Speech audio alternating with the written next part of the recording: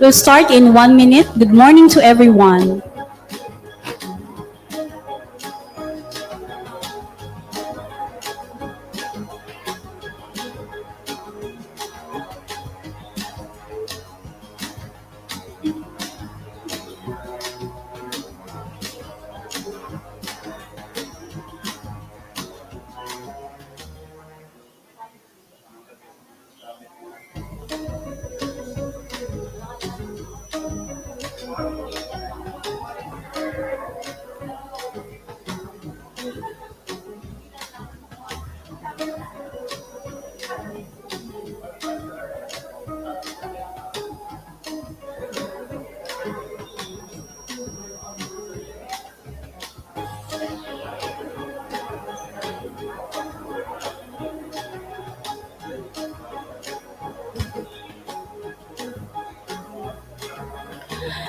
Good day and mabuhay, SDO Pasay.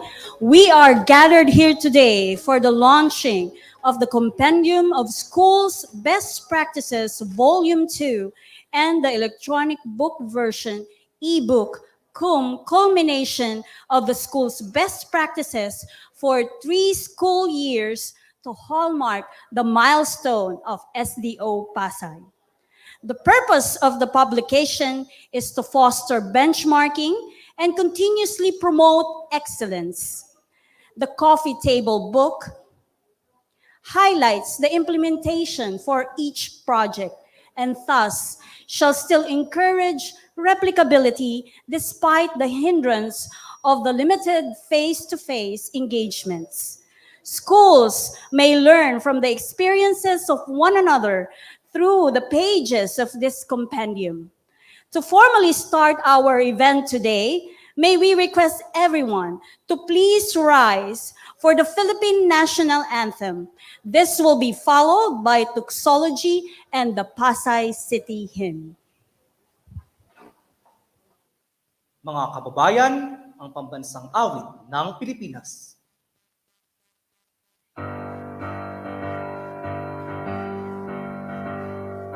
Mayang magiliw, pero sa silanganan, hanap ng puso, sa dibdib mo'y buhay. Lupang hinirang, duwit ka ng magiting, sa manlulupi, di ka pasisihin, sa dagat at bundok, sa simoy at sa langit mang baga, may dinagang tula at pangit sa paglayang minamahal. Ang kiskat ng watawat mo'y tagumpay na nagdidinig, ang bituin na tao na kailan pa may di magdidinig. Lupa ng araw na walhat sa pagsinta, buhay langit sa piling mo.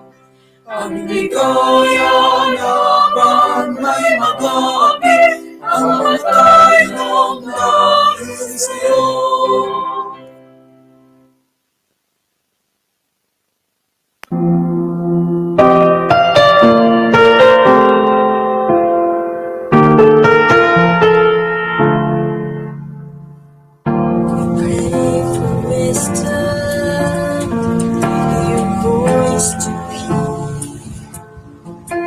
We cry in anger when we cannot feel you need.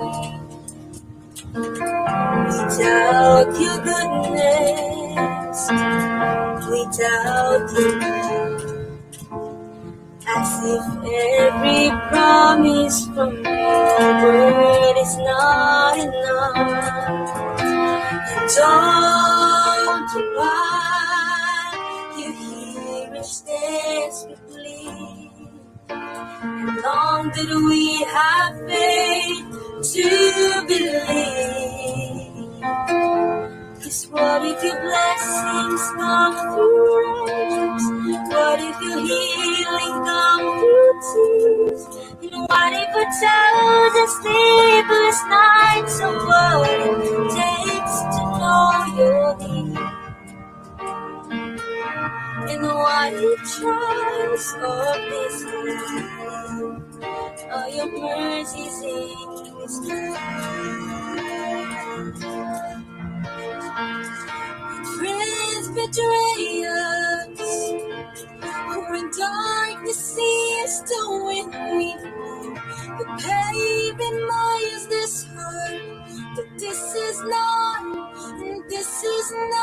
our home.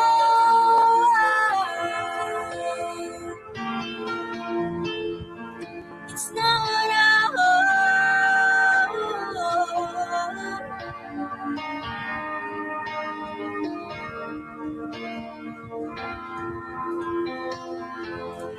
What if your blessings come through raindrops? What if your healing come through tears? What if a thousand sleepless nights? So what it takes to know your need? What if the greatest disappointments, taking up this life, is the revealing of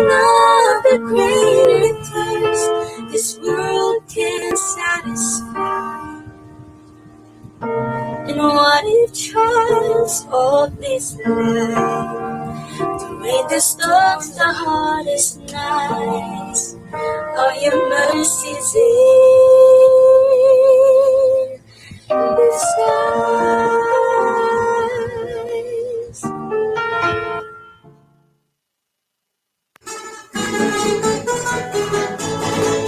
Mabuhay ang suot ng pasay, melas na pamay nilaan. Ang manay naulan sa lahat ng nanaman. Mabuhay ang suot ng pasay, tungawat ang sandaigdigan. Umaling pamatang nakatuwigan, pamamayan. Masay mahal kong bayan, sa puso nag-iisa. Masay dakilang bayan, masay mabuhay ka. Magtatay na Panginoon, magkakansang pagkataon. Sa sinupang kapagahan, ng tunay na kasayayan. Masay mahal kong bayan, sa puso nag-iisa.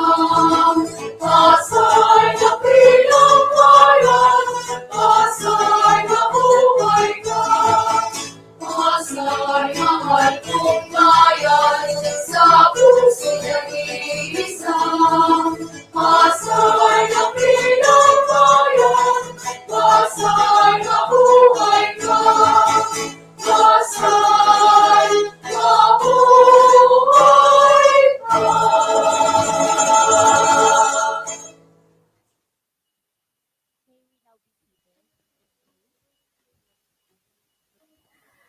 Once again, welcome to the launching of the Compendium of Schools Best Practices, Volume 2, and the electronic book or ebook version, Culmination of the School's Best Practices for 3 school years. At this point, let us listen to the man of the hour, the chairperson of the Division Monitoring, Evaluation, and Adjustment Team, our very own Assistant Schools Division Superintendent, Dr. Arturo A. Tolentino. A big round of applause for Sir Art.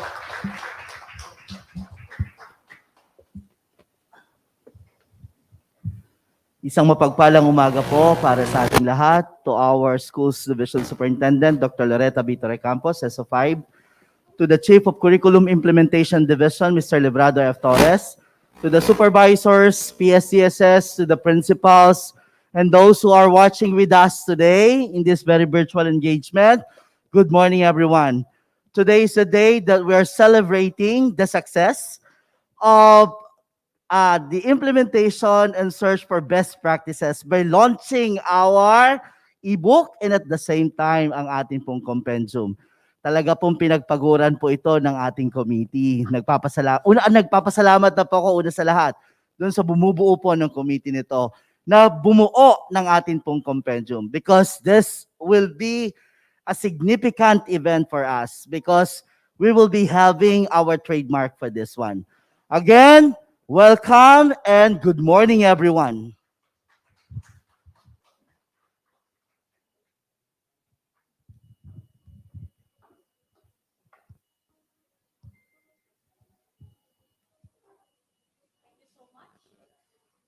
Dr. Tolentino.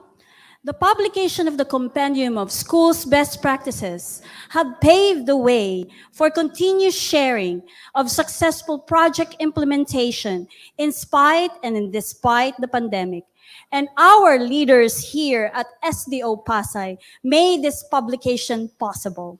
Ladies and gentlemen, let us put our hands together for the inspirational message from our Schools Division Superintendent, Dr. Loretta B. Torrecampo, CESO 5.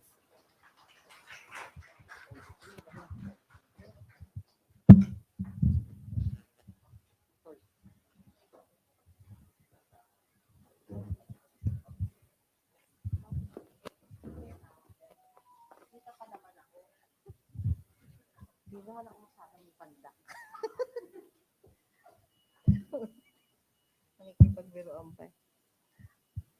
na. A great morning to everybody. First, I would like to congratulate the team for this marvelous program. Siyempre, let us give a round of applause to the two ladies beside me, Ma'am Larida Olive Parilaga and Ma'am Fatima, and also the other members, the ICT group headed by Mr. Comya, at saka iba pa pang kasamahan for this project. Truly, your passion, your commitment are very evident. Siyempre, we also want to express our deepest gratitude to the principals and teachers who commit themselves to do marvelous things, to solve the issues and problems in the school creatively, thus resulting to positive results. Wow, it's already Compendium of Schools Best Practices electronic book. Not only hard copy, but using technology. Another round of applause. One of a kind. Hindi naman ho lahat nag-i-ebook. And reading it through technology, talaga pong we are moving to the higher level. Hindi lang ho talaga nga na librong hahawakan mo. Isang touch mo lang at hanapin mo ang mga best practices of DepEd Pasay. You will see it. And with that, I encourage everybody, continue the beam of light. Continue to shine. Alam ko po nakakapagod. Miski ho rin ho ako. Siyempre taon-taon. What will we do to upgrade what we did last year? Hinahanapan po palagi tayo ng innovation. And I pray to God, naku Lord, bigyan mo kami lagi ng energy at saka positivity and yung talagang strength and the persistence to do excellent things. Siyempre, para sa kanya, para kung naglalaglag na yung balikat natin, oy, may tumitingin uli sa akin. Kahit wala akong gwardiya. But then, for His glory and for the good of our children. Yun lagi naman po ang bottom line. For the good of our children. Let us join hands. Let us not wave our strength, but let us join forces. Let us bolt in and brainstorm. So our mantra will continue, tuloy ang edukasyon sa Pasay. Good morning.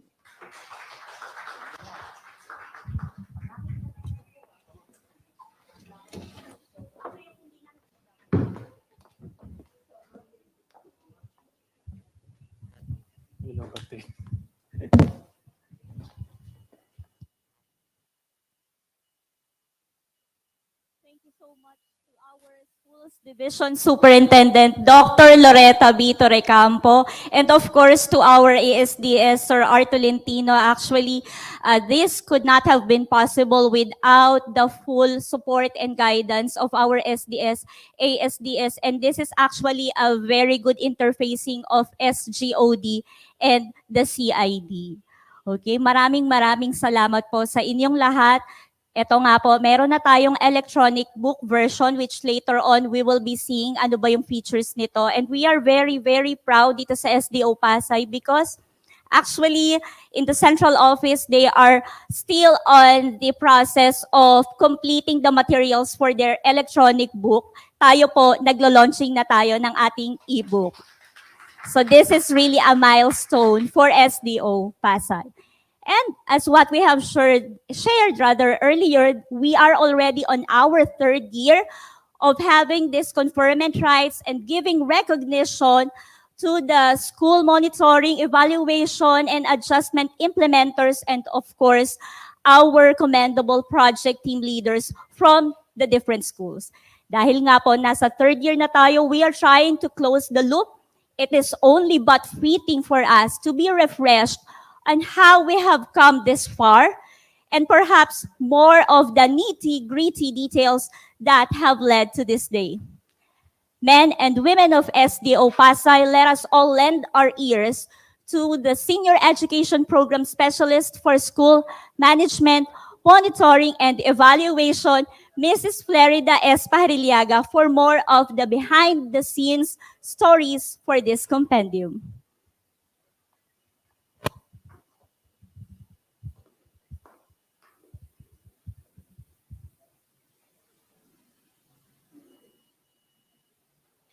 Thank you, partner. Good morning, everyone. The behind the scenes, I believe, is too tedious to storytell. I need to keep you all awake. I hope the one I made here is short enough to keep you listening.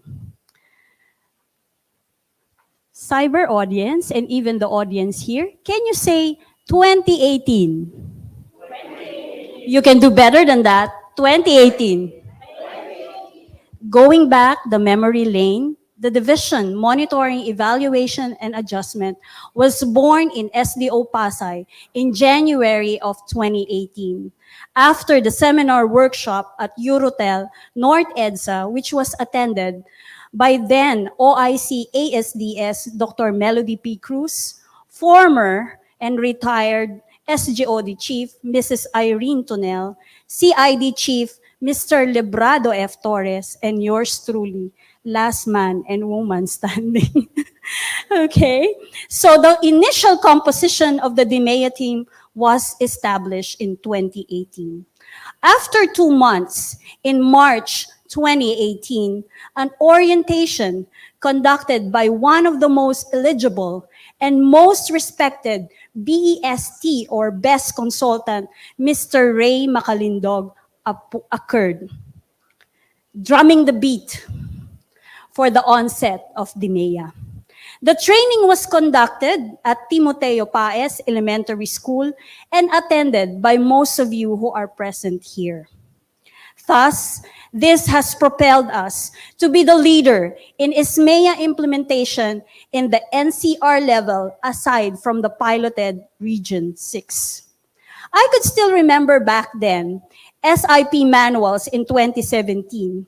Do you believe that there are some schools already have an ISMEA teams? Huh? You might say. School heads formally termed ISMEA as SQMT, or the School Quality Management Team. And you know who you are, yung mga school heads na meron ito. Now say back to me 2019. Once again, you can do better than that. In 2019, awarded our first division recognized best practices for school year 2018 and 2019 with only 6 projects coming from 5 schools. Since sila yung pioneer, babanggitin ko po. Coneta Elementary School, Jose Rizal Elementary School, Maricaban Elementary School, Philippine National School for the Blind, and 2 best practices from Timoteo Paes Elementary School. From this seed, a year later, say 2022, you can do better than that. December 28th of 2022, the Schools Division Office of Pasay City has staged recognition year 2 of the conferment of schools' best practices and exemplary ISMEA teams. The roster of school best practices for school year 2019-2020 has doubled. From 6, it became 16, and from 5, it became 12 schools. A round of applause to everyone. Now say 2021. The Coffee Book, Compendium of Schools Best Practices, Volume 1, was launched on October 18, 2021 to hallmark another milestone for SDO Pasay in the name of DMEA. The purpose of this publication is to feature the schools and heighten the prestige of the accomplishment of best practices. It also serves as an advocacy and marketing material for the schools and for the division of Pasay City to its internal and external stakeholders. Furthermore, now in electronic format, the SDO Pasay will once again be the pioneer in this innovation. The electronic version of the coffee table shall be showcased armed with its international accessibility. So pwede po siyang ma-access anyone in the world. And the first of its kind with the README features, embedded video, and multiple reading platforms for online and offline suitability, which later will be better explained by its maker. Now, say 2022. Louder. Now, the most recent SDO Pasay awarded school best practices via StreamYard in January 10 of 2022, the highlight of the successful program implementation of the MEA in the third year, achieving the highest goal. See, from 16, it became 33 best practices, achieving a 143% achievement rate of target. Would you believe of that? Amazing. Now our school best practices is totaled 55 best practices. This is with the leadership of our dear Dr. Loretta B. Torrecampo, CESO5. A round of applause for Ma'am. And of course, together with our assistant, no longer OIC, Assistant School Division Superintendent and Chairperson of the MEA, Dr. Arturo A. Tolentino. And of course, one and last man and woman standing, but I want to call on our dear Chief of Curriculum Implementation Division, the support of Mr. Librado F. Torres. Still on 2022, no?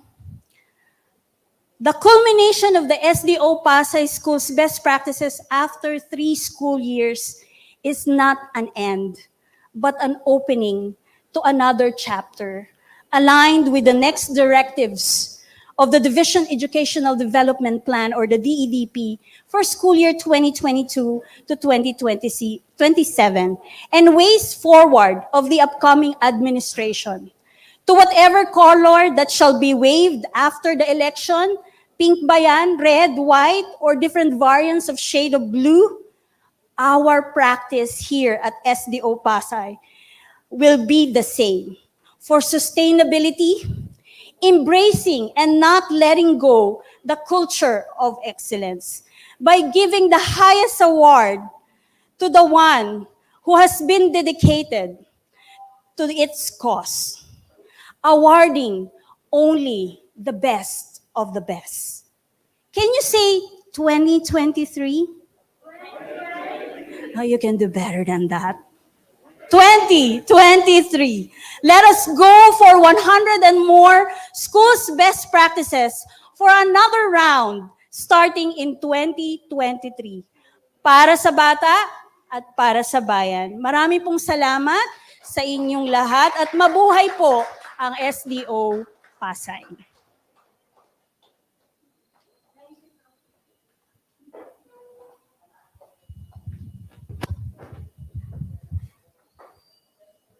Thank you very much, Ma'am Flair, my partner, for sharing to everyone this compendium journey.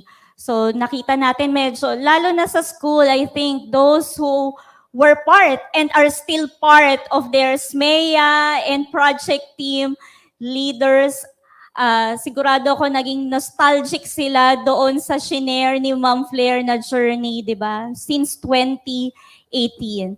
Okay, and just like what we said earlier, aside from the support from our SDO leaders, this could not have been possible without the efforts of the hard-working ICT teachers of SDO Pasay. Let's give them a round of applause. And aside from these people who are here with us in the hall today, malaking efforts po ang ibinigay ng dalawa nating ICT teachers from two different schools here at SDO Pasay on coming up with the electronic book version or the e-book of the Compendium of Schools Best Practices.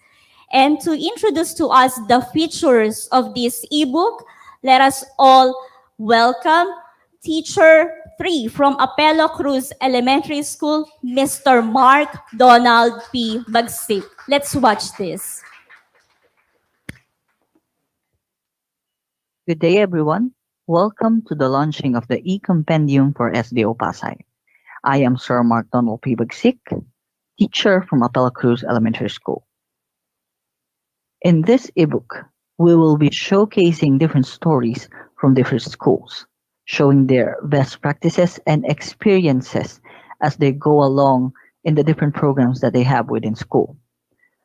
We will show you the different features of this ebook as well as the accessibility of how can it be accessed by the different stakeholders of our institutions. Also, inclusivity will be highlighted for those stakeholders who are visually impaired or those who have a hearing impairment. We will be showcasing Volume 1 and Volume 2, most specifically for the school year 2021 and school year 2022. What's inside this e-compendium?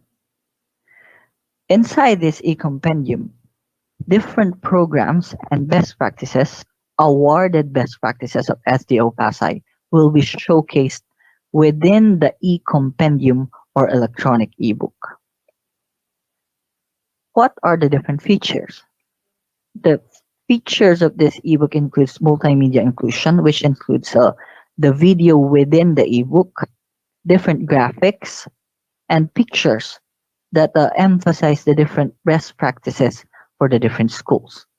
Interactivity is very much prominent, wherein the stakeholders and the audience enjoys being engaged within the ebook as they experience different features and different interactivity content within the ebook. Immersive reader is a vital part of this ebook.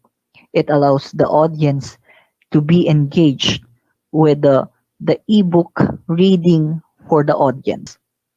You can make it slow down or you can even make it fast depending on the reading phase of the reader. There's an online and offline capability wherein it can be accessed through the World Wide Web anytime, anywhere. And it can also be accessed offline using an EPUB file and an ebook reader through our devices. The user-friendly interface is a vital tool in disseminating the content of this ebook. The user-friendly interface allows the reader and the audience to navigate freely and navigate easily throughout the content. We have a computer browser mode, mobile mode, and EPUB file that we can save in our devices.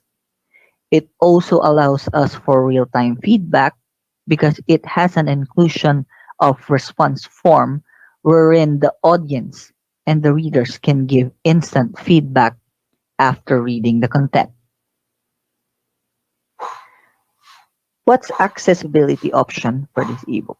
It allows visually impaired students to zoom in the letters, and for hearing impaired students, it allows the learners to be engaged to the immersive reader where the uh, volume can be increased to an earphone and the letters can be recognized for those who can be uh, who are having a hard time of seeing the screen through highlighting the different words within the ebook. Okay, so let's be engaged within the ebook itself. So let me just transfer the screen. So this is the ebook interface. So as I have mentioned a while ago, we have two ebooks. Okay, one is volume 1 for 2021, and the other is volume 2 for 2022. So let's have a bit of a peek for volume 1, okay, for 2021. And later on, let's proceed to volume 2 for 2022. So it features the different best practices for the schools of SDO Pasay for the year 2021. There you go.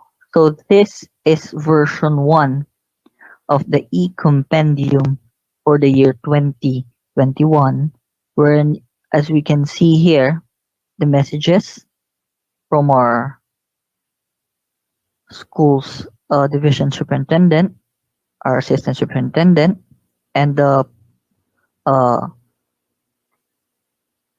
office of the mayor and office of the congressman.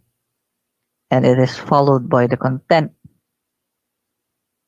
of the different best practices for each school. Okay. So as you can see, the videos and pictures are all within the ebook. So everything that you need, all informations that are needed are within this ebook. Okay. So at the last page, you will see uh, the feedback form, wherein after reading the ebook is you will get the chance to access, okay, a survey of experience on how did you uh, experience the ebook. Okay, is it good or is it bad? Okay, so it also includes the information, different details and contact information about SDO Pasay. So let's take a look.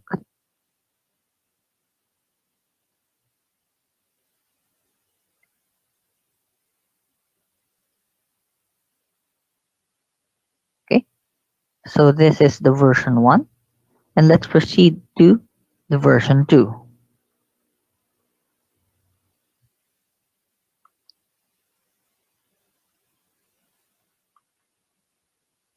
Okay.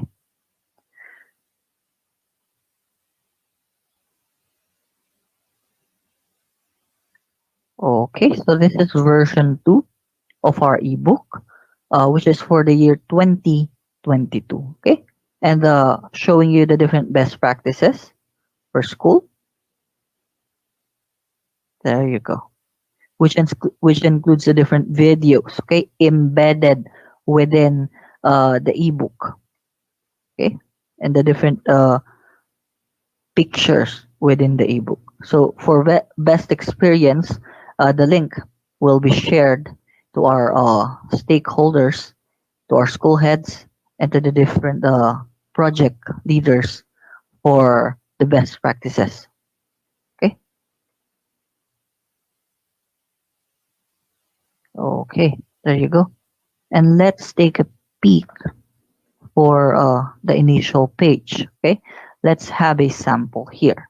Okay. Let's say, for example, you want to read the ebook. Okay. You can just press play.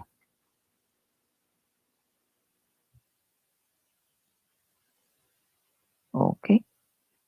So this is the part where we will see it real time as it reads on itself. Okay. So let's use the immersive reader by pressing read to me.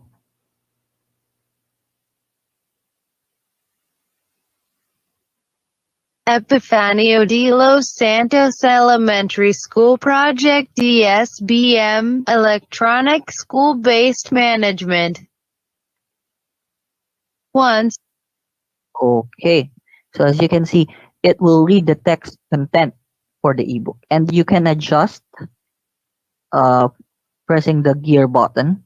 You can adjust the speed and the settings on the reading capability of the ebook. Okay, either you want it slower or you want it faster as we move along within the content of the ebook. Okay, so it gives you the option to display side by side by page. If you want to see two pages, like the one that is projected in the screen, okay.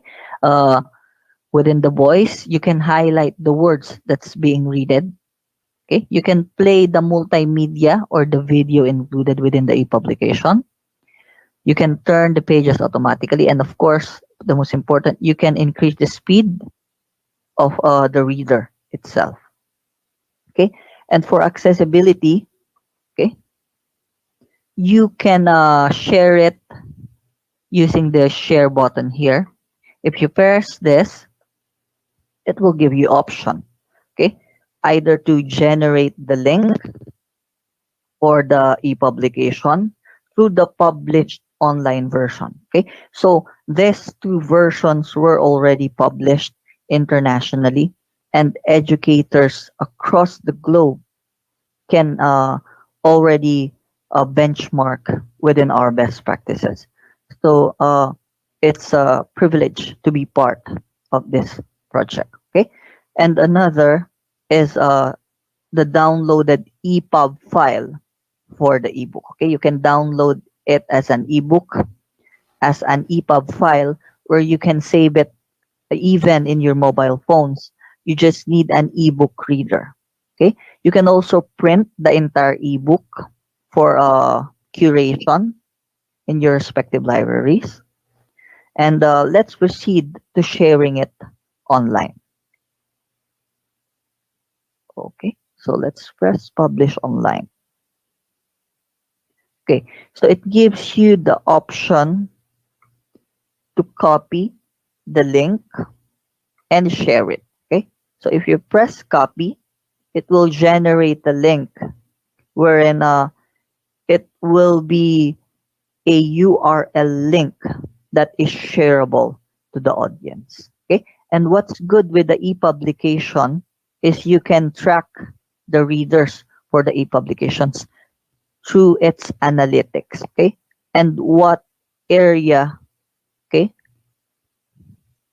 are the readers in? So where, okay,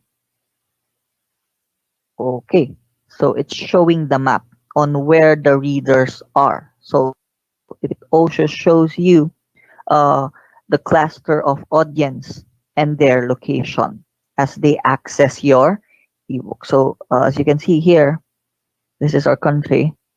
Okay, it shows you 14 reads for the country. So it's easy to track access of the ebook. Okay, so that's the detail of accessibility for the ebook.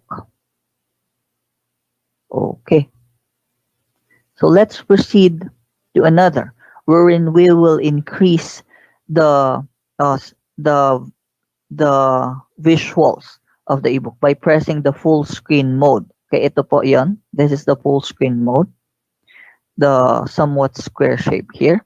And if you enter the full screen mode, the screen will be bigger. And if you're using tablets and mobile phone, you can zoom through it for those who are somewhat visually impaired and dun sa malalabo ang mata. This is very helpful when it comes to accessing and reading textual content. And let's try playing the video within the ebook. Okay, so let's press play. Okay, if we play a video, it will automatically be played inside the ebook. Okay, so either if it's online or offline, the video will play. But of course, if it's online, you need a stable internet connection. For the offline, it is embedded within the EPUB file where we will be accessing it through, okay, through an EPUB reader or an ebook. Welcome to our SPX room. But you can We have a remarkable the video transformation from manual the ebook. Okay, there you go. to digital. Okay.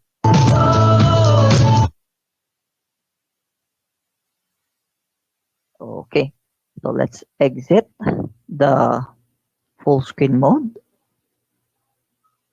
Okay, so again, we have different buttons here. The immersive reader, the settings to adjust the speed, and the different settings for the reading capability of the ebook, and the most important button, which is the sharing button. So let's just stop the screen. Okay, there you go. Okay, so again, the most important button is the share button. Okay, where we will be generating the link for the access and where we can download the file, okay, for the ebook. Okay, one also of the best feature of this ebook is that it can be embedded within your Facebook pages and within your school websites. So every time your stakeholders will visit your Facebook page and your website, they will see this ebook. Okay, there you go. So this is the ebook for the e-compendium, okay, namely volume 1 and volume 2. And I hope you will enjoy using our e-compendium and our ebook. And let's look forward for more best practices and projects for the years to come. Thank you and God bless us all.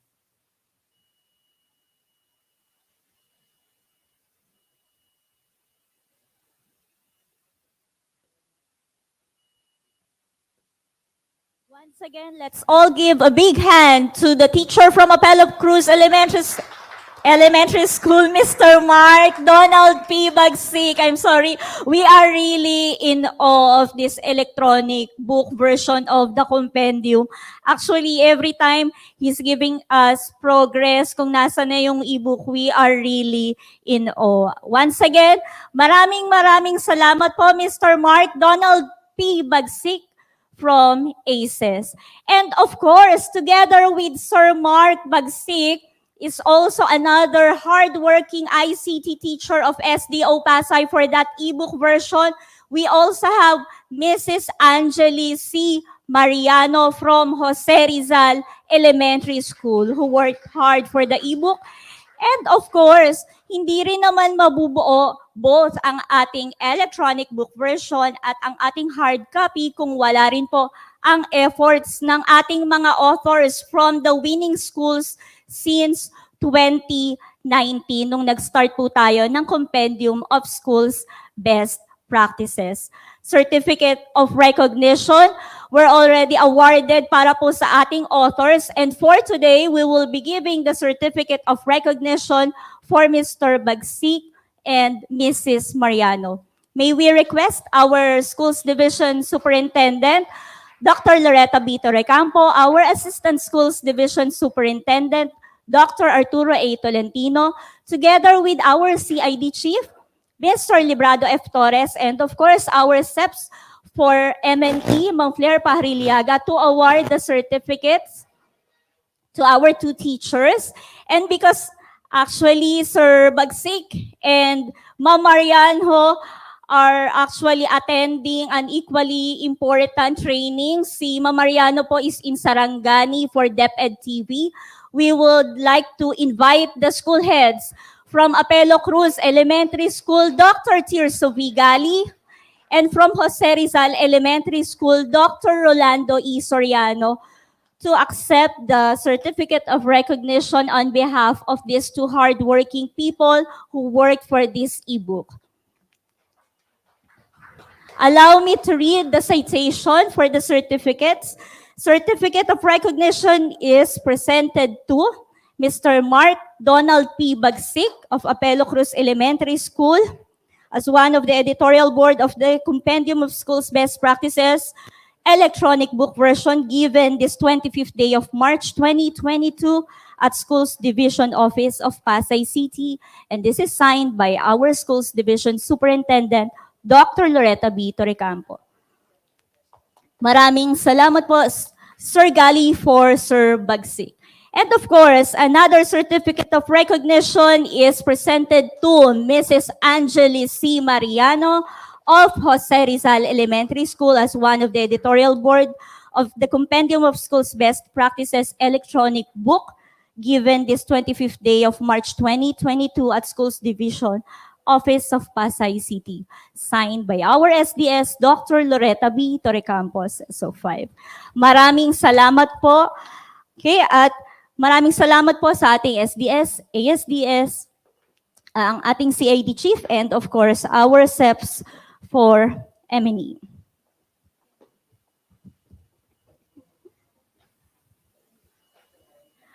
Now, as we are trying to wrap up the 3-year DMEA, CMEA, SMEA cycle, let us try to take a second look on the SMEA and project teams of the winning best practices for school year 2020 to 2021. Let's watch this.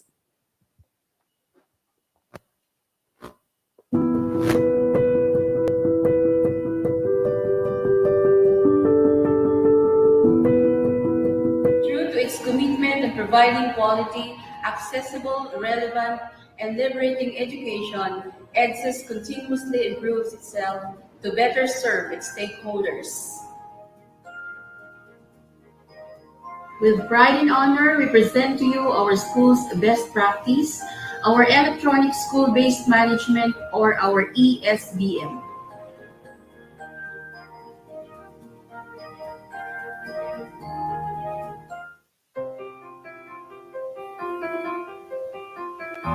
In our quest that all school children in the catchment areas must be enrolled in our school, which surely enrollment will have significant increase, the school has come up with Project Bibes or Patasin ang enrollment sa Bernabe Elementary School.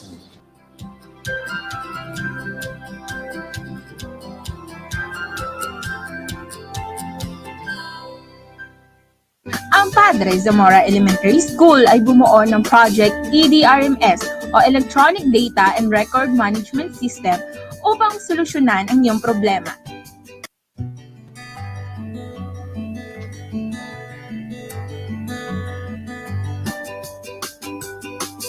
Ang Project EDRMS ay may dalawang hangad. Una, mapabilis ang pag-request at pag-release ng permanent records o Form 137 at School Form 10. Pangalawa, mapreserba ang mga lumang permanent records ng paaralan upang maiwasan ang pagkasira nito.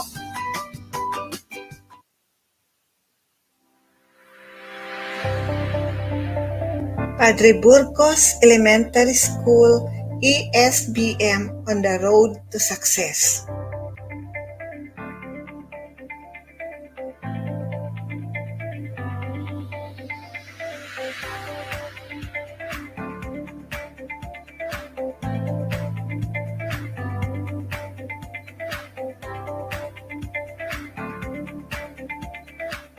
Presenting to you our school projects that made it to the roster of schools' best practices for school year 2020-2021.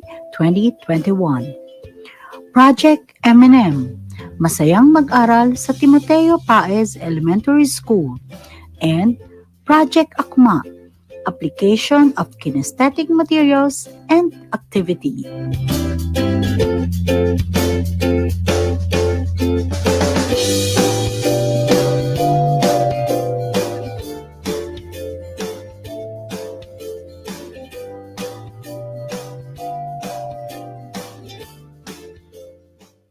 Our valued stakeholders, in behalf of the teaching and non-teaching personnel of Apelo Cruz Elementary School, I would like to present to you our best practice for 2020-2021, titled Innovative Training to Nurture Teachers in Teaching Literacy, as recognized by the Division of Pasay City.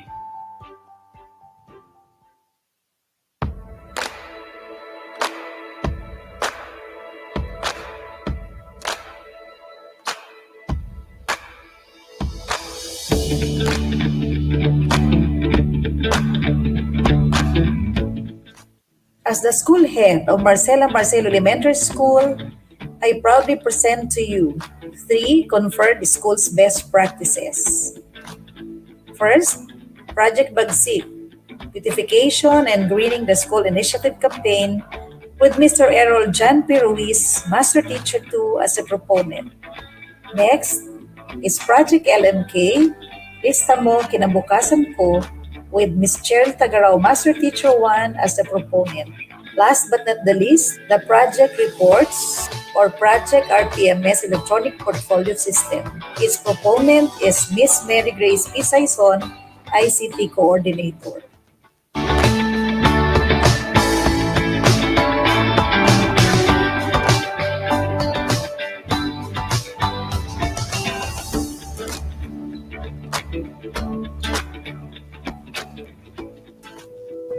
Under Access, Project Adopt a Star.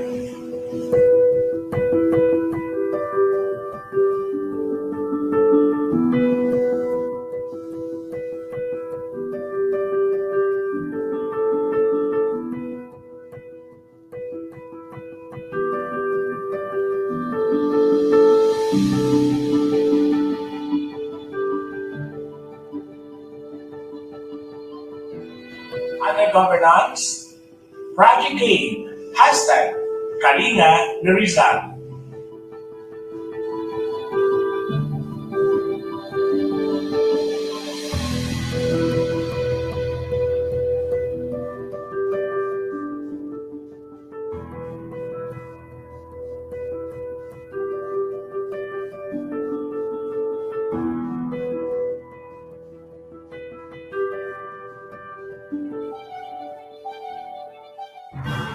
Philippine School for the Deaf is a pioneer school for the deaf in the country and in Asia. As a national school, PSD implements Project DEFS and Project iSign and Learn to address the problems of distance learning, financial concerns, poor health conditions, regular attendance, and positive attitudes of the students.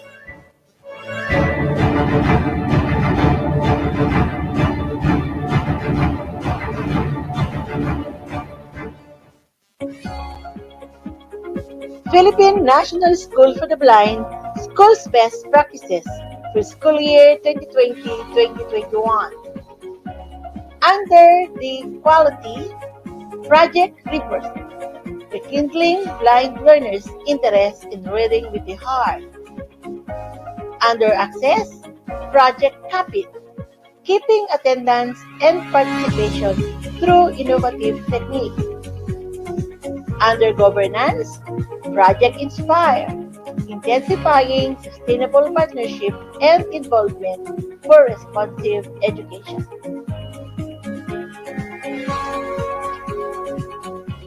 Rivera Village Elementary School had conceived its first project to be included in the SDO roster of school best practices entitled Project Peace Cross. This project includes repairs, rehabilitation, and improvements. As a child-friendly school, we maintain a COVID-free amidst the pandemic. Through the different improvements and repair done, learners are encouraged to motivate to come to school regularly during the normal delivery of classes.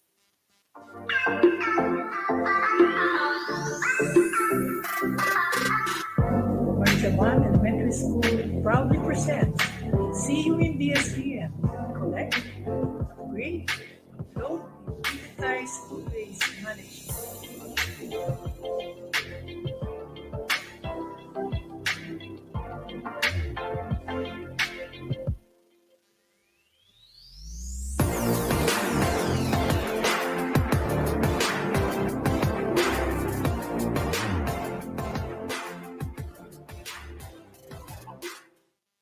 Ladies and gentlemen, I humbly present to you the school's best practices of Cuneta Elementary School.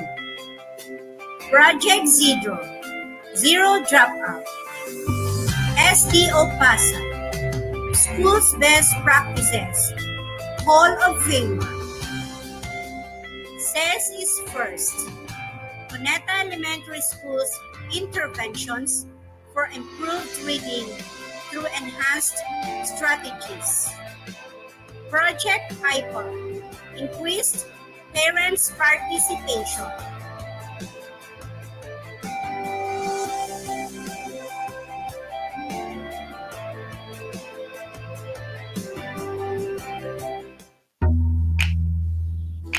Basura Mo Pang Membership Ko is one among the projects of Don Carlos Village Elementary School that excelled and once again aced recognition as one of the school best practices in the SDO Pasay for school year 2020-2021. We are humbly proud that Don Carlos Village Elementary School has established the best practice for waste management not only in school but homes and communities as well. Yours truly is very much thankful to the BMPK team for the successful implementation that paved way to open opportunities to our dear learners. Truly, there is a cash in the trash.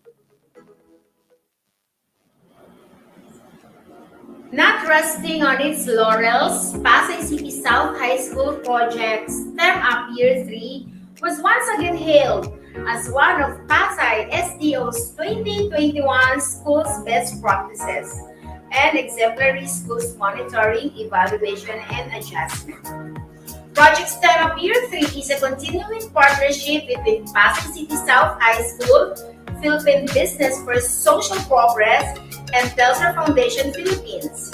This award-winning project aims to develop the STEM, science, technology, engineering, and mathematics students' inclination towards research and innovation through year-round trainings, benchmarking, project funding, and culminating activities. For 2 consecutive school years, Project STEM Up maintained its speed as it was once again conferred as Pasay City South High School's best practice. This achievement once again proved that Pasay City South High School continues to foster the culture of excellence even in the midst of a pandemic. One of the best practices of Pasay City South High School that made it through the list of finalists in 2021 DMEA is the Project Silaw. The utilization of Project Silaw or Simplified Learners Activity Worksheets has helped in improving students' performance with the simplification and reduction of the number of activities that lessen students' anxiety and stress level in accomplishing their modules. This condensed version of learning materials also helped in reducing the cost of raw resources by more than 50%, a promising endeavor that will make an impact to all the school's stakeholders.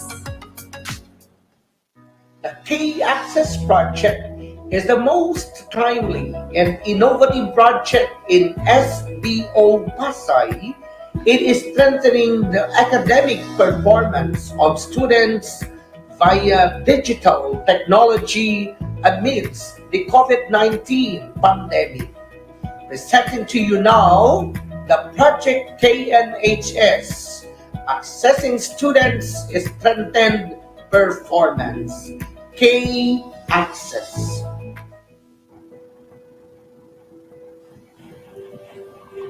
Project PASS stands for Performance Amplification through Scheme and Synergy in Education.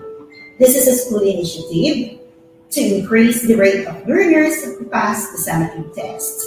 Moreover, the project aims to intensify the 100% participation of parents in the distribution and retrieval of modules.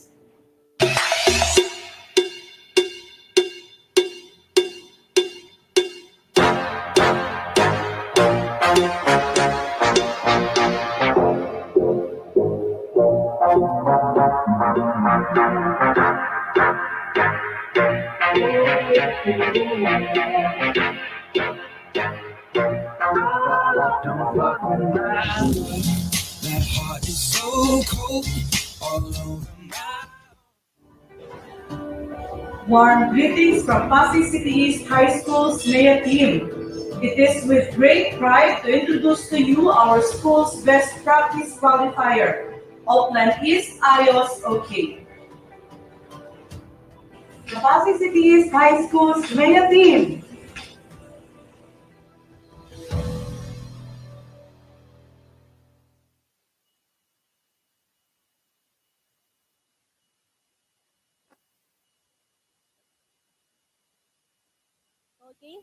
So that's the roster of schools' best practices for school year 2020 to 2021.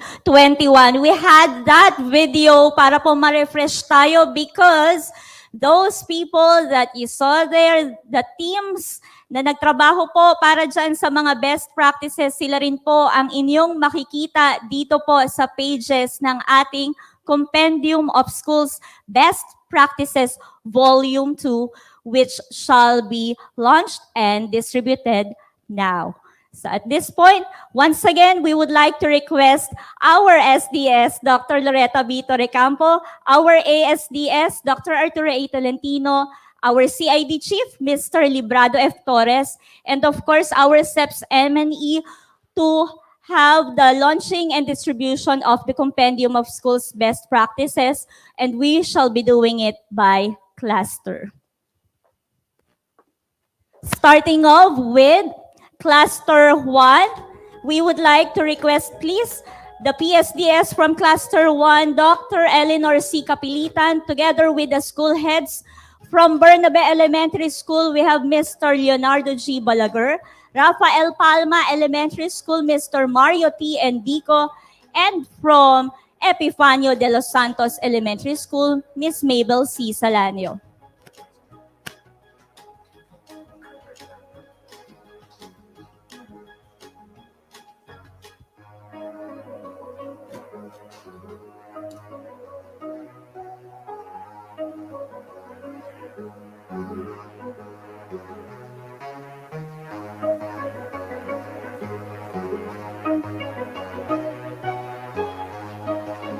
Maraming salamat po, Cluster 1. Let's now have the hardworking people from Cluster 2. We have their PSDS, Dr. Rosalie R. Condes, from Padre Zamora Elementary School, Mr. Romy P. Socaw, Juan Sumulong Elementary School, Mr. Noel F. Junio, and from Padre Burgos Elementary School, Miss Jean C. Rehuso.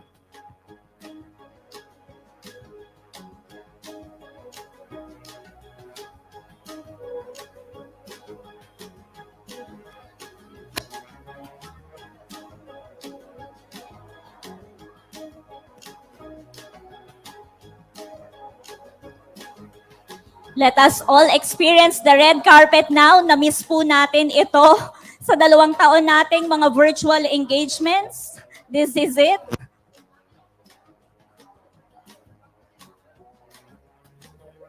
Once again, this is Cluster 2 headed by their PSDS, Dr. Rosalie R. Condes.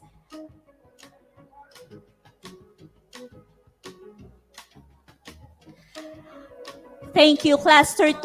Our next stop, Cluster 3, we have their PSDS, Miss Lovelyn Jane S. Basera, and the school heads from Cluster 3, starting off with Timoteo Paez Elementary School, Ma'am Glenda D. Tabakirao, from Apelo Cruz Elementary School, Dr. Tirso V. Gali, and from Marcelo Elementary School, Miss Norma B. Hamol. This is Cluster 3.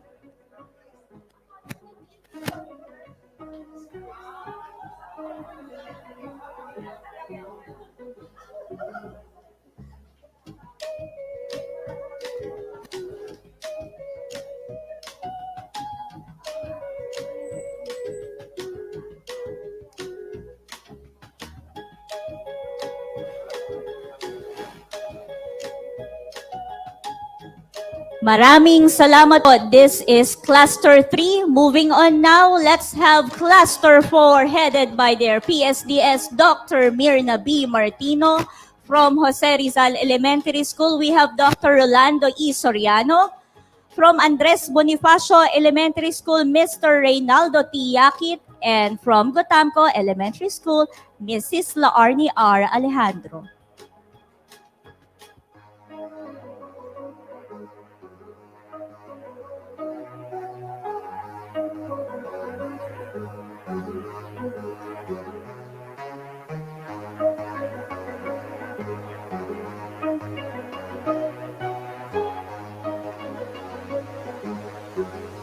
Thank you very much, Cluster 4.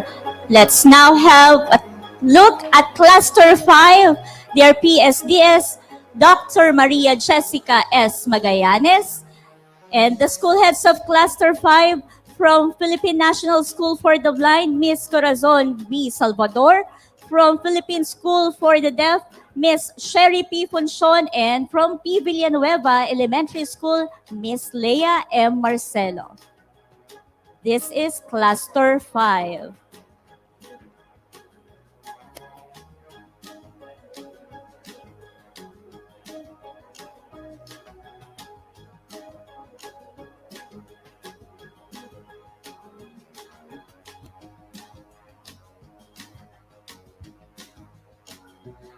Thank you, Cluster 5. We're halfway through with our distribution this morning.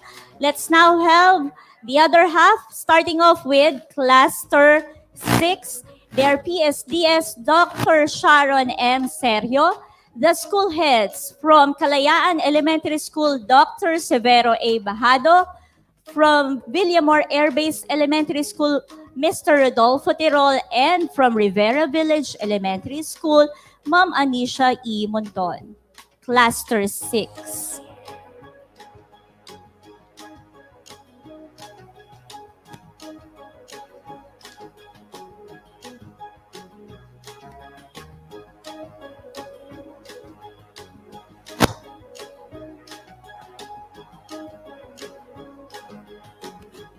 Maraming salamat po, Cluster 6. Moving on now, let's have a look at Cluster 7. Their OIC Public Schools District Supervisor is Dr. Nermina B. Haji Yunos, the school heads of Cluster 7 from Maricaban Elementary School, and our birthday girl, Miss Eden E. Joquino.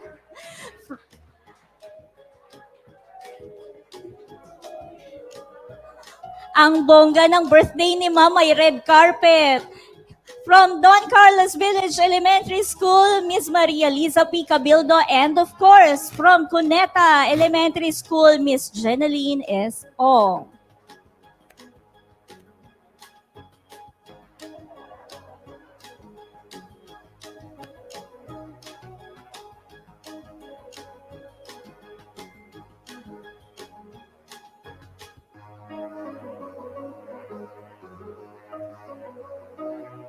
So Cluster 7 completes the schools from the elementary level. Let's now have Cluster 8.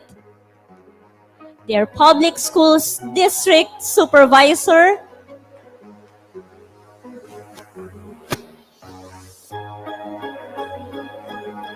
Cluster 8.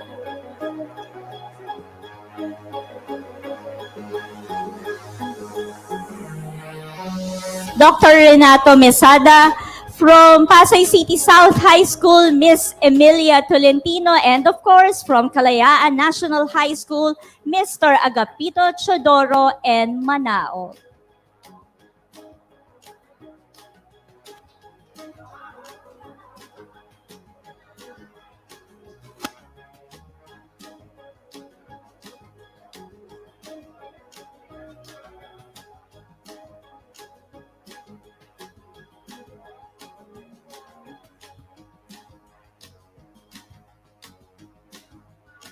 Thank you, Cluster 8.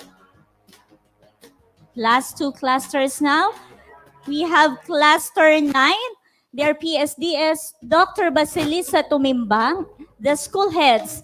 From Pasay City West High School, Mr. Peter R. Cannon Jr. From Pasay City National High School, their OIC, Dr. Rosalie R. Condes, and of course, from Pasay City National Science High School, Mr. Sonny J. Adriano.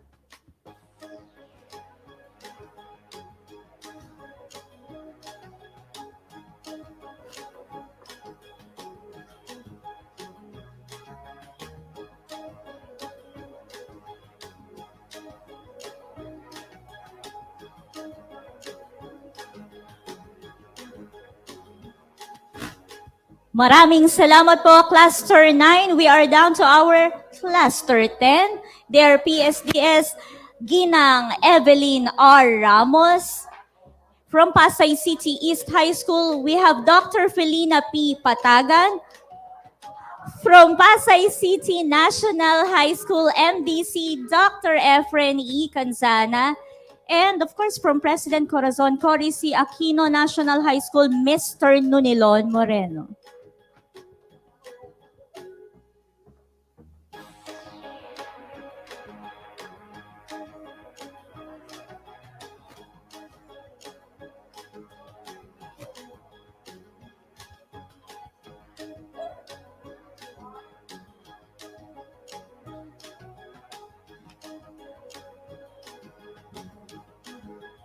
That completes our schools from SDO Pasay. Thank you very much, Cluster 10. And of course, thank you to our SDS, ASDS, our CID chief, and to our SEPs, MNE, for the distribution of the Compendium of Schools Best Practices Volume 2.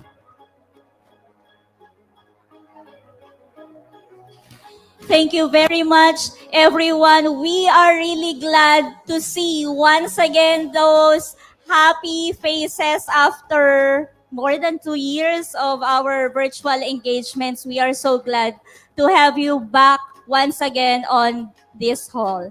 Okay? We are now halfway through with our program this morning. As we move on to the next part, the provision of technical assistance is actually one salient feature of the MEA technology. Actually, ito pong MEA technology, the SDO Pasay has obviously embraced fully as we have finished the third DC SMEA cycle for school year 2020 to 2021. And here with us today to share the success story of their conduct of cluster monitoring, evaluation, and adjustment, or CMEA, is the Public Schools District Supervisor from Cluster 3, Miss Lovelyn Jane S. Bacera. Let's watch this. To our esteemed schools division superintendent, Dr. Loretta B. Torrecampo, to our assistant schools division superintendent, Dr. Arturo A. Tolentino, to our chief education program supervisor of the curriculum implementation division, Mr. Lebrado F. Torres, to the SMME team who spearheaded this event, and to all teachers and school stakeholders, a blessed day. It is my pleasure to share with you the bits and pieces of Cluster 3's road to success in the implementation of schools' best practice. The journey of schools in Cluster 3 to attain its recognition of best practice is highly credited to its school head, teachers, and stakeholders who shared the common vision of improving the delivery of basic educational services that redound to improved learning outcomes. We are anchored on this vision. That's why we easily worked on visible programs and projects to help address the needs of our clientele.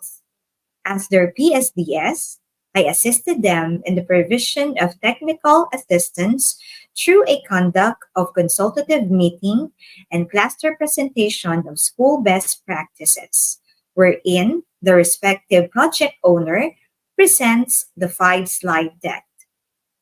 Yours truly acted as their validator and looked into improvements on their presentation. Moreover, I check on the revised output to ensure that comments for improvements were included. It has been a practice in our cluster prior to their presentation to the division validators. The successful implementation of best practice is pivotal in the school-based management system. Aside from the encouraging words of the respective principals, this has also been a contributing factor for the schools to strive for the recognition in best practice. The pandemic connotes a negative impact in our society, and yet the new normal became an opportunity for us to deliver more and strive to do our best to close and fill in the gap in the delivery of educational services. The collaborative environment, mixed with the well defined character of the Cluster 3 best practice implementers, are effective ingredient in the success of the program. Thank you and God bless us all.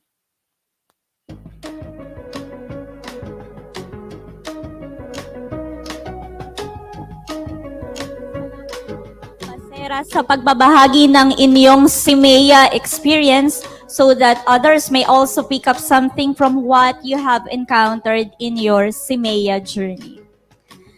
As we are trying to close the loop on the third cycle of this MEA technology or MEA implementation in SDO Pasay, it is also an opportune time to give recognition where recognition is due. At this point, we shall now be giving our special recognition. First stop, we will be awarding the Hall of Famers. This shall be awarded to the schools with projects that have made it to the roster of schools best practices for 3 school years. So tulad ng pagbabalik tanaw ni Ma'am Flair, luckily, fortunately, in spite and despite of the pandemic at kung ano pa man pong challenges ang na-experience, may mga schools po na nakapag-implement ng projects nila since 2018 and they try to have it implemented kahit po meron tayong challenges sa delivery of educational services. So here they are, pasok po sa best practices for 3 school years. Okay? So before we have these 3 schools, once again, we would like to invite on stage to award the plaque of recognition our SDO leaders. We have our SDS, Dr. Loretta Vita Recampo, our Assistant Schools Division Superintendent, Dr. Arturo A. Tolentino, our CID Chief, Mr. Librado F. Torres, and our SEPS MNE Ma'am Flair Pajariliaga for the awarding of certificate, rather plaque of recognition to the Hall of Famers. First stop, we have Jose Rizal Elementary School. We have the school head, Dr. Rolando E. Soriano. Allow me to read the citation. Plaque of recognition is awarded to Jose Rizal Elementary School for Project Gulayan at iba pa para sa malusog at energetic na mag-aaral ng JRES or Games sa JRES as one of Schools Division of Pasay City Hall of Famers. The project has been included in the roster of schools best practices for 3 consecutive school year. Given this 25th day of March 2022 in Pasay City, signed by our Schools Division Superintendent, Dr. Loretta B. Torrecampo. Once again, this is JRES for Project Game sa JRES. Congratulations po, Dr. Soriano, and to the rest of the team from JRES. Next stop, we have Philippine National School for the Blind under the leadership of Ms. Corazon B. Salvador. Once again, the plaque of recognition is awarded to Philippine National School for the Blind for Project Rekindling Blind Learners' Interest in Reading with the Heart or Project Rebirth. As one of Schools Division of Pasay City Best Practices Hall of Famers, the project has been included in the roster for 3 consecutive school year, given this 25th day of March 2022 in Pasay City, signed by our SDS, Dr. Loretta B. Torrecampo. This is Project Rebirth PNSB. Next stop is Cuneta Elementary School. The school head, Ma'am Jenaline S. Ong from SES. The plaque of recognition is awarded to Cuneta Elementary School for Project Zero Dropout or Project Zero as one of schools division of Pasay City Schools Best Practices Hall of Famers. The project has been included in the roster for 3 consecutive school years.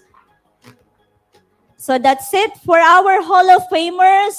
We have JRES, Project Games sa JRES, and for PNSB Project Rebirth, and SES, we have Project Zedro. Moving on now to the next awardees.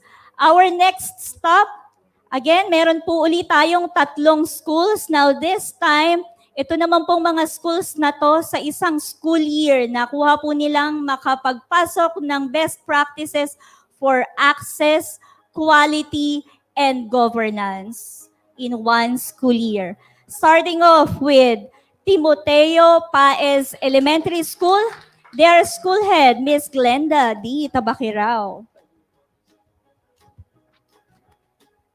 Pakiingatan lang po yung ating plake. Medyo malaki po. Plaque of recognition is awarded to Timoteo Paez Elementary School for having the following projects under access, quality, and governance that made it to the roster of schools best practices for school year 2019 to 2020. These projects are Project M&M, Project Read and Reap, and Project Mentos. Once again, TIPES, Ma'am Glenda D. Tabakirao. Congratulations, ma'am. Aside from TIPES, meron pa po from Cluster 5, we have Philippine National School for the Blind. Once again, on stage please, we have Miss Corazon B. Salvador.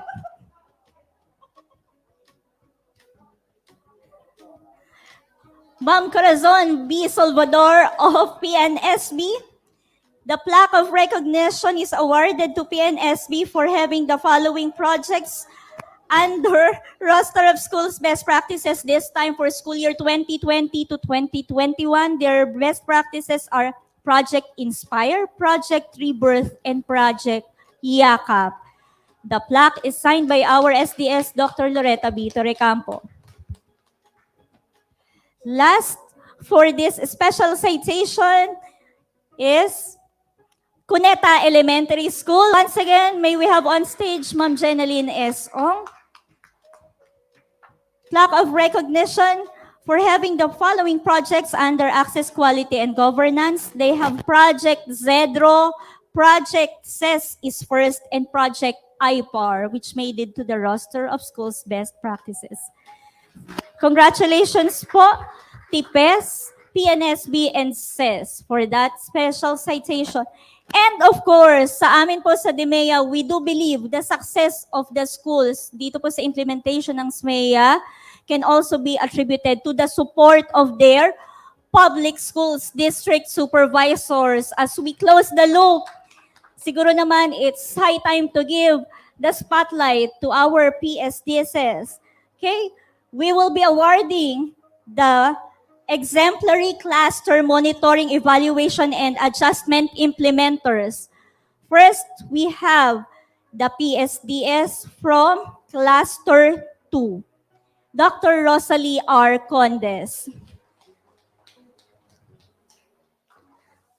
Plaque of recognition shall be awarded to Dr. Rosalie R. Condes as SDO Pasay City Exemplary CMEA Implementer. She exemplifies outstanding leadership, collaboration, and innovative strategies that led to all the schools under her cluster to have the projects in the roster of schools best practices for school year 2020 to 2021. May we request the schools under cluster 2? We have from PISES, Sir Romy Socaw, from JSES, Mr. Noel Junio, and of course from Padre Burgos Elementary School, Ms. Jean C. Rehuso, to please join Dr. Condes here on stage. So for school year 2020 to 2021, ang lahat po ng schools na to under the leadership of Dr. Condes, may mga best practices po sila.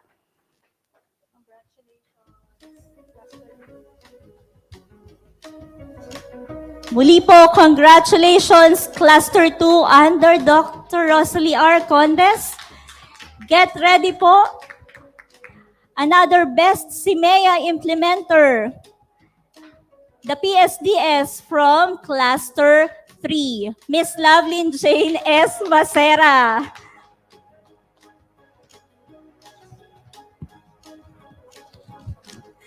So plaque of recognition is awarded to Miss Lovelyn Jane S. Macera as an exemplary CMEA implementer. So just like with Dr. Condes, lahat po ng schools under Cluster 3 for school year 2020-2021, pasok po lahat yung schools sa roster of schools best practices. May we invite the school heads, please? Ma'am Glenda Tabakirao, Dr. Tirso Bigali, and Miss Norma Bihamon. Congratulations. This is Cluster 3.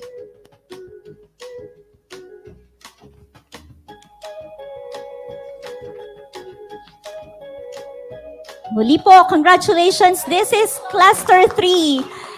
And may nakikita pa akong isang plaque doon. So ibig sabihin, meron pang isang exemplary CMEA implementer, and this plaque shall be awarded to the PSDS from Cluster 5. Dr. Maria Jessica S. Magallanes. And the school heads of Cluster 5, kindly please join Ma'am Magallanes here on stage. We have Ma'am Coral Salvador from PNSB, from PIVES, Ma'am Leia E. Marcelo, and of course from PSD, Miss Sherry P. Funcion. She exemplifies outstanding leadership, collaboration, and innovative strategies that led to all the schools under her cluster to have projects in the roster of schools best practices. This is for school year 2019 to 2020. So once again, congratulations, Cluster 5, Dr. Maria Jessica S. Magallanes, Best CMEA Implementer for school year 2019 to 2020. And that completes our awardees today. Maraming salamat po to our leaders, our SDS, ASDS, our CID chief, and our SEPs for MNE. So muli po, isang mainit na pagbati doon po sa ating mga na-recognize this morning as we are trying to close the loop for the 3-year implementation of the DMEA, CMEA, SMEA cycle. Okay? Siguro, not just the school heads, pero pati mga SMEA and project team leaders would like to know more, ano kaya success stories or perhaps challenges, struggles that were encountered by our Hall of Famers. So for us to know more about their secrets on the success of their project implementation for 3 school years, let's roll VTR.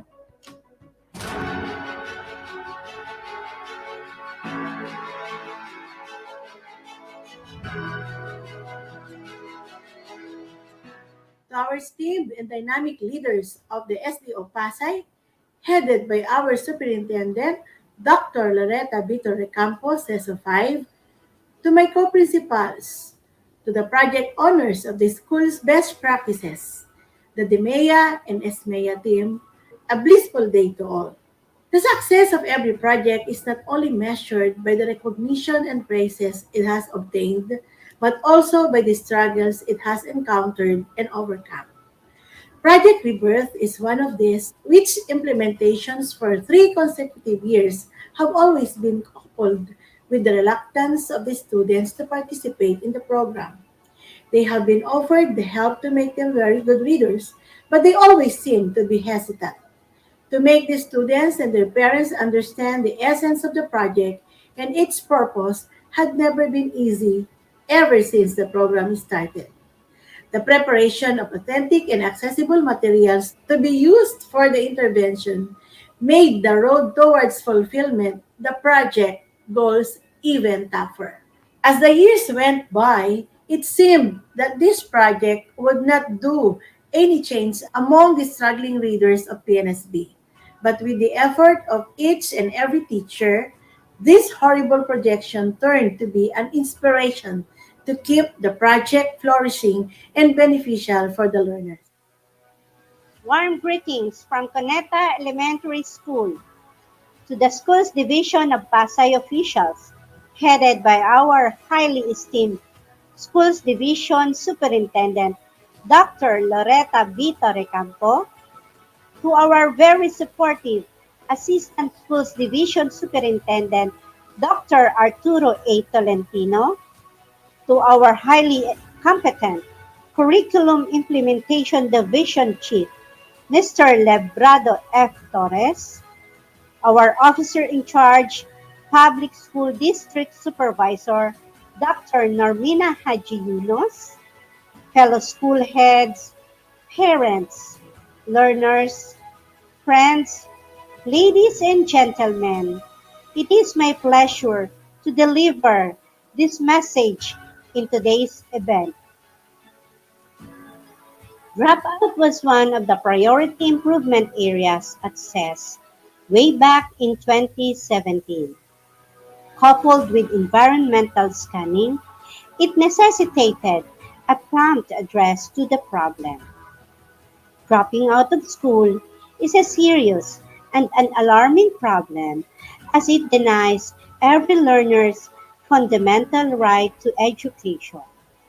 With that, Project Zero Dropout, a creative and an innovative intervention was formed. The intense and systematic root cause analysis was conducted. Findings revealed that the cultural orientation of the parents on entrepreneurship as their way of survival over education was one of the reasons. The teachers must be constantly motivated that pupils at risk of dropping out have to be in school so that interventions as to their needs can be provided. This does not happen within the four walls of the classroom. They need to be reached out. Strengthened stakeholders' relationship has to be sustained as it is a potent factor in the success of the project. On the first year of the implementation of the project game, gulayan at iba pa para sa malusog at energetic na mga mag-aaral ng JRES, the project team had met numerous concerns and struggles on how they could produce a sustainable production of vegetable products and root crops to supplement school feeding program and generate fund for feeding, paraphernalia, and equipment. Our first concern in our garden, the plants and vegetables are hard to grow because 60% of the soil is sandy.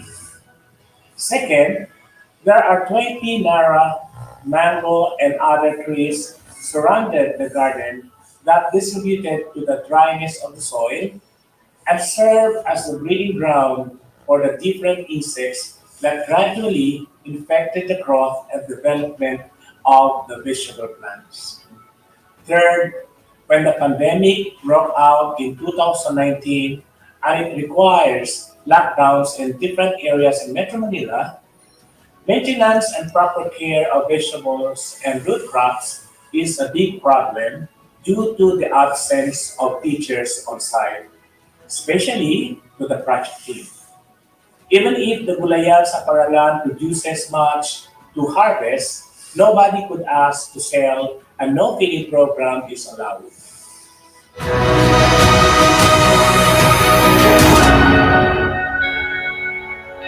When facing adversities, whatever they will be, the path that anybody should not take to attain success is the course of giving up. This is what the Project Rebirth implementer had kept in mind. Overcoming challenges is never easy. Neither turning back to avoid them will ever be. To remember what the goal is and to think whom the project is done for are the key considerations in running this project. The more the students and their parents are doubting, the effectiveness of the intervention to help them, the more the project is pushed to prove them otherwise. Yes, there might be uncertainties, but showing to those students and parents that, like them, we are giving up no project aiming for the development of their potentials and capabilities will succeed and will be sustained. Overcoming challenges sometimes, or most of the times, is dependent on one's willingness to face them. The conclusion of this project each year proves that without reflection and evaluation for improvement, its goals will not be fulfilled. There is no easy way out in attaining success.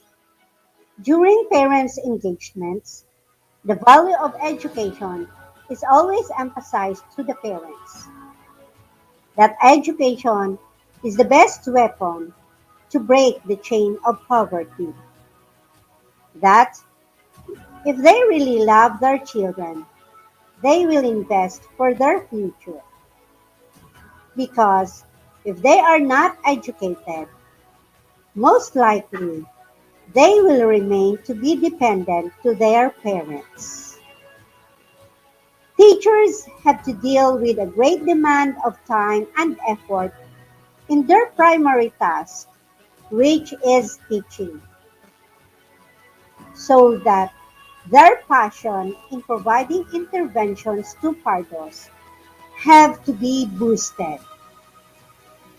To says teachers, you truly deserve an applause for doing an extra mile of service for our learners.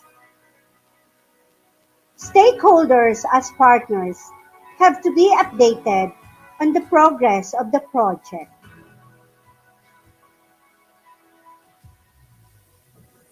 The project team believe that working together works.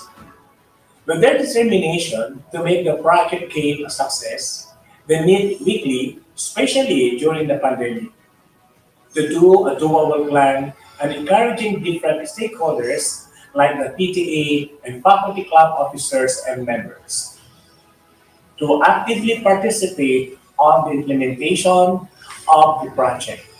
The Adopt a School coordinator was able to tap Rotten Cloud Roas Boulevard to donate garden soil, and PTE officers were able to purchase chicken manure from San Miguel, Bulacan, transported via our school vehicle. The engineering office of Pasay City rendered their service for the pruning of trees, especially the Nara and the mango trees. The utility workers, agriculture teachers, and PTA officers had built concrete plant boxes to avoid soil erosion. The city cooperative conducted training to teachers in putting and managing hydroponics. The barangay officials of Barangay 88 and 89 donated seeds and garden soil.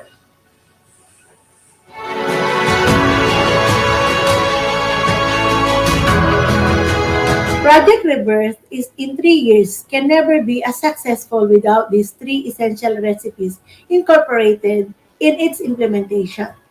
First, careful planning is undertaken. A detailed plan on how the project would be initiated, implemented, and concluded is a lot better than planning poorly and end up having a bin full of garbage. Second, building alliance is like ensuring a strong group of individuals who will serve as think tank in identifying and managing the risk as project implementation goes by. Through constant collaboration of the members of the project team and other key individuals whose technical assistance made significant contributions in the project, the effort and time spent for the implementation had never been wasted. Finally, as critical as the planning process is a systematic process of evaluation, which plays an important role in decision making. Continuous conduct of evaluation of a project optimizes the level of success. Informed decision at the end of the project is always grounded on how it is assessed. and how its results are measured. Comprehensive planning, building alliance, and strong involvement of key stakeholders and systematic evaluation brought project to where it is now. To our partners, we are grateful to the humanitarian assistance you have extended to our projects. Really, effective planning and implementation of the interventions has to be performed. The technical assistance of the Division Monitoring, Evaluation and Adjustment Team, headed by our dynamic Assistant Schools Division Superintendent, Dr. Arturo A. Tolentino, has provided more meaningful implementation of the interventions. To the DMEA team, please accept our sincere appreciation to your efforts. Everyone now is embracing changes and working together towards the same goal. Indeed, collaboration is the key to every successful project. As Project Zero succeeded through the collaborative efforts of the school's internal and external stakeholders. The secret is making everyone engaged and having a sincere dedication to save a soul. Remember that every good deed we do might bring a great impact to one's life. This is not a job. This is life. So, let us continue working with passion and compassion. Inspire to bring positive change. Aspire for excellence towards our goals. Thank you very much. The project team judiciously and collaboratively worked for the implementation through program action logic model to come up better results. Consequently, there were an increase of 199% harvested vegetable products for the last 3 years of implementation as properly documented by the GPP coordinator. One of the most significant initiatives of the project committee was to utilize the school helpers in planting, maintaining, and harvesting vegetable products since there were no face-to-face activities allowed during the pandemic. Virtual and on-site trainings were given to teachers and utility workers such as aquaponics and hydroponics, the unique feature of Gulayan sa Pangalan. The success of this project was thoroughly monitored and supervised of the project team committee. Bit by bit, we look for the possible solutions once failure of production arises. Speed implementation with the span of the project has been implemented to continue the activities and other outputs. Appreciation and recognition are two powerful motivations leading to the success of the project team.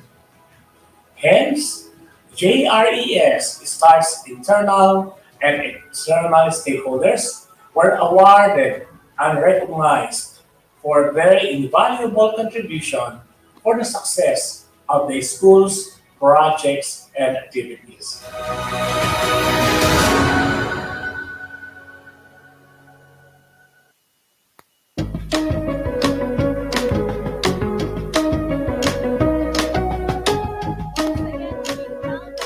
Applause to our Hall of Famers for our school's best practices for the 3 school years. So hopefully, we have learned something from their experiences with their successful project implementation. And by the way, those 3 projects, hindi lang po sila part lang ngayon ng roster of schools best practices rather.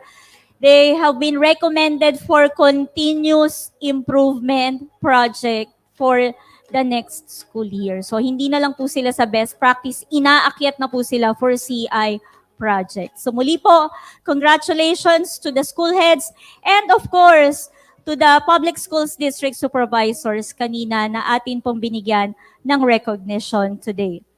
So, once again, this is a successful collaboration interfacing of the SGOD and CID for the 3 school year of the MEA cycle. And at this juncture, another hard-working member of the DEMEA team is the Chief Education Program Supervisor from the Curriculum Implementation Division.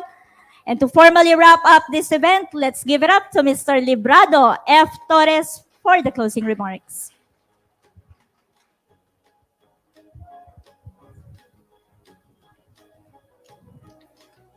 Our very inspiring leaders, to our esteemed schools division superintendent, Dr. Loretta Bitore Campos, SO5, our assistant schools division superintendent, Dr. Arturo A. Tolentino, to our supervisors, school heads, to our SGOD, M&E Education Program Specialist, Ma'am Flair Pahariliaga, and to the EPS, Ma'am Fatima Fajardo, to our IT team, and to our teachers watching us this morning. Highly motivated men and women of the Schools Division of Pasay City, magandang araw sa ating lahat, magandang buhay.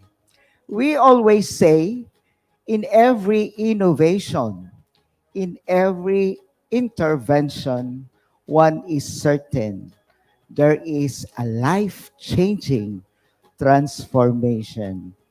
And true to its essence, we have now established systems, established processes, established practices because of your programs and projects at the school level. And at the same time, because of the programs and projects that we have at the division level.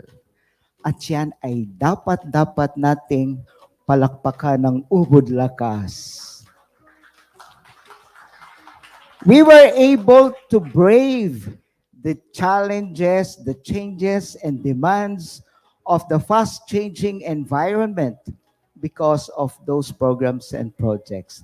At maraming salamat sa inyong lahat. Una, pinasasalamatan po natin ang ating pusher of great academic changes in the division, our esteemed SDS, Dr. Loretta Bitore Campo. Maraming salamat sa maraming push na ginagawa ni Ma'am with the assistance, of course, of our ASDS, Dr. Arturo A. Tolentino. Maraming salamat sa mga bright ideas of our school heads, of our supervisors, and of course, to the working teams in every academic institution. Yan po ang ating mga guro. Okay? Sa atin ang idea, pero yung bulk of work, yung action, nasa ating mga guro. Kaya maraming salamat sa kanilang lahat. At syempre, yung ating mga stakeholders na laging nandyan para umagapay sa atin. Sa kabuuan, napakaganda po ng proyektong ito. Maaaring mag-retire na tayo. Maaaring mawala na tayo. Pero ang inyong mga ideya, ang inyong ginawa para sa pagbabago sa inyong mga paaralan ay nakarecord. At maaaring ang record na ito ay sa habang panahon. So muli, maraming salamat po. God bless all of us.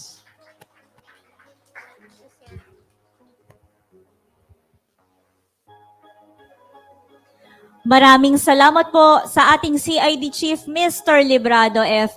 Torres. Okay, once again, congratulations po sa ating lahat. That completes our ceremony for today. But before we formally part ways, on behalf of the DMEA team, we would like to thank everybody for continuously and religiously performing their tasks as SIMEA or SMEA team and project team leaders and members. Sabi nga ni Sir Bob, the bulk of the legwork ay nasa atin pong mga guro ng SDO Pasay. At muli po, pinasasalamatan namin ang mga nakasama namin sa DMEA sa 3 taon, ang mga nagsilbi pong validators natin, ang ating mga education program supervisors, ang atin pong mga public schools district supervisors. Siyempre, wala pong best practices kung wala ang mga school heads at ang mga guru natin. And of course, for this program this morning, we would like to thank our ICT officer, Mr. Eric Comia, the ICT team of Sir Comia, Ma'am Salcedo, Mr. Philip Sinlao of Kalayaan National High School, and Mr. Wilson Pangan from Pasay City East High School. And of course, ang ating suki from the Philippine School for the Deaf, we have our 3 interpreters, Miss Cristel Ira Roquero, Mr. Lionel Humawid, and Miss Grace Delgado. Thank you so much po. Maraming salamat sa ating lahat. And lahat po muli ito ay para sa ating mga batang Pasayenyo. Once again, congratulations, mabuhay at padayon po.